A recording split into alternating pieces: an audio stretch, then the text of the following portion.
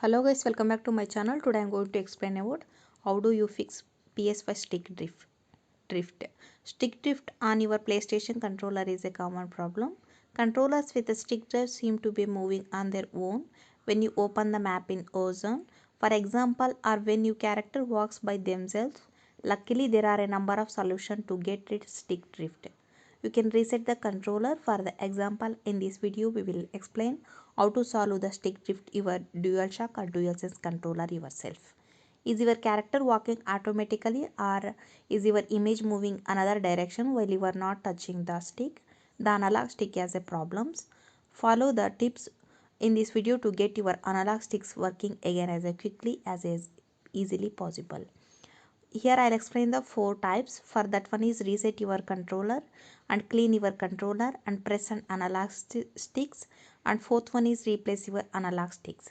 I'll explain the step by step process. Please keep watching this video. First of all, I'm going to explain reset your controller. You can possibly solve your stick drift by resetting your controller. Go through a couple steps so your controller gets a hard reset. This means the controller is put back the factory settings. These steps are both a DualShock and DualSense controller. For the first step is turn off your PlayStation console. After that, turn your controller around the look for a small hole on the back of the controller. Then press the button in the hole with a paper clip and hold it for 5 seconds. Connect the controller to your PlayStation again via USB cable. Turn your PlayStation and wait until it's booted completely. Press the PlayStation button on your controller. Have the light bar light up and connect your controller to your PlayStation. Your controller has now been reset. Do you still experience stick drift? Continue the following tips. Here I am going to explain the second method, that is called clean your controller. It might be case that there is a dirt stick in your controller. To clean your controller, you will need to compressed air, cleaning alcohol and cotton swab. Keep in that mind, you don't get any of the cleaning alcohol in your fingers or claws. Put some cleaning alcohol on the cotton swab and clean the analog joystick properly. After that, move the stick left or right to make sure you can reach everywhere. Do this with the both joysticks. Then after that, grab the compressed hair duster and shake it well before use.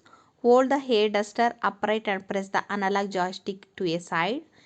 After that, spray the compressed hair around the joystick.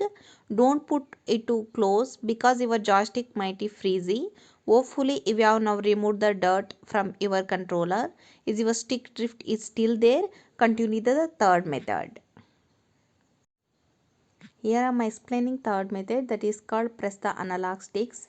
Another trick to solve stick drift to your PlayStation controller 5 is to press the analog stick.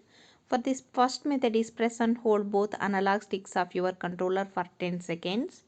Then keep the analog joysticks up and below in the opening you create by doing this.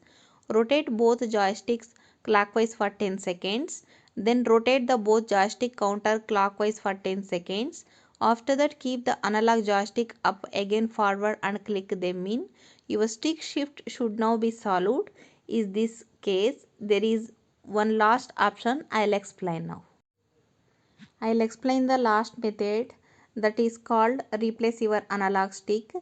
Maybe something is wrong with the joystick. If all the previous steps didn't help, this is probably the case. You can return the controller, buy a new one or replace the joystick yourself.